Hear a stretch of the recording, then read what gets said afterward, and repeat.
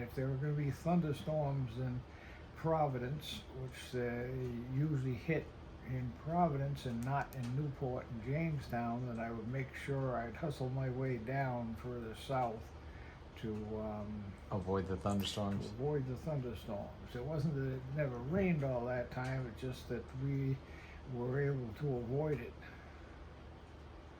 I feel like that weather pattern has changed in the last 5 years. But yep, good Yeah. for you. Yeah. But we've done the same thing. We've played but sometimes. So remind me of that story about Block Island when the boat dragged. Oh, okay. Oh, yeah. Okay. It was a Monday in the sailing school, and I don't remember all the circumstances. I think it was going to be a hot week, and I had a pretty good crew. So we usually stayed on Narragansett Bay, but this was the Block Island 40, and we decided the tide was going out, and the conditions were right to make it all the way to Block Island, even though we didn't leave the dock until about 12:30 or 1 o'clock in Riverside. That's a long trip. It is a long trip, but it was, I think, it was still where the days were very long, Yeah. and so we could definitely get in there before dark. So we're out about 5 miles away from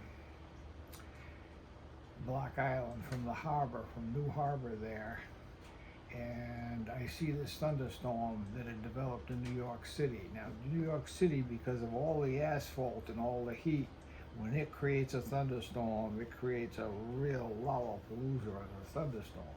Yeah. So had the sails up and ran the engine full blast to try to get into the harbor. And Yep. we just get into the harbor, throw over one anchor, okay, and the thunderstorm hit. Wow. Now, And what anchor did you throw over? the Danforth first. Yep. So then, What's that? A 20, 30 pound Danforth?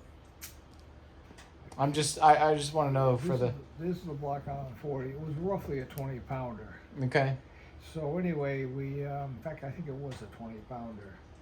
So when your mother put the engine in reverse, the propeller shaft sheared off. So Oh, my goodness. the engine could run, but there was no connection between it and the propeller. Yeah. So we started drifting. Now, in those days, the harbor was not that crowded. There were a lot of boats in there, but it wasn't really crowded. So I let the scope all the way out, everything we had, Yeah. and we're still drifting backwards at about 3 knots. There was a Pearson Triton, a 28-foot sloop there, that started dragging a little bit. I don't think anybody was on board, and it blew so hard that she buried her rail with no sails on it. Wow. So we estimate it was probably blowing about 80. Yeah. That's That's, hurricane. you know, we had no anemometer or no way of Yeah. knowing. Yeah. I get it. So we're going backwards so fast that I go down to the sail locker, which is in the cockpit, and I get out the 60-pound yachtsman anchor. Yeah. Now, it's not readily available and everything, you gotta move things around and everything, get it out. And I couldn't walk up the deck, but I crawled up the deck with this 60-pound yachtsman, put a bowline on it, and threw it over. Yeah. Well, we are still dragging back. It's not quite 3 knots, but dragging back. But we had a whole mile to go before we're going to hit the far shore. Yeah. So we, the storm went over before we dragged too far. And after the storm is over, the thunderstorm is over, the Coast Guard comes out with one of their 40-footers.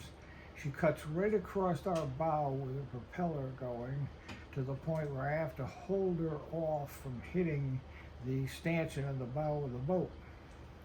And I give her the signal across my cut your engines, cut your engines. I said, we're fine as long as you don't cut our both anchor lines. So I finally pushed them off, you know, such that the props didn't even go across the anchor line. So this is, you know, so at this point we have no engine. Yep. But once again, I had a good crew. We were able to sail all the rest of the week. I did a couple unusual things. One, we would haul the jib up, put yarn on it as it was going up, so that when we were ready to get the anchor up, we could just break it loose and take off. Between the jib and the mizzen, you know, we could control the boat quite nicely and get it to go where we wanted it to go. Yeah, nice. So it was, and she had a Bondor rudder, so she handled just beautifully that and the centerboard. So it was another week we had to sail back into Bullock's Cove. And what caused the shaft to shear? Was it just bad design, or was it? She wasn't lined up just right. No.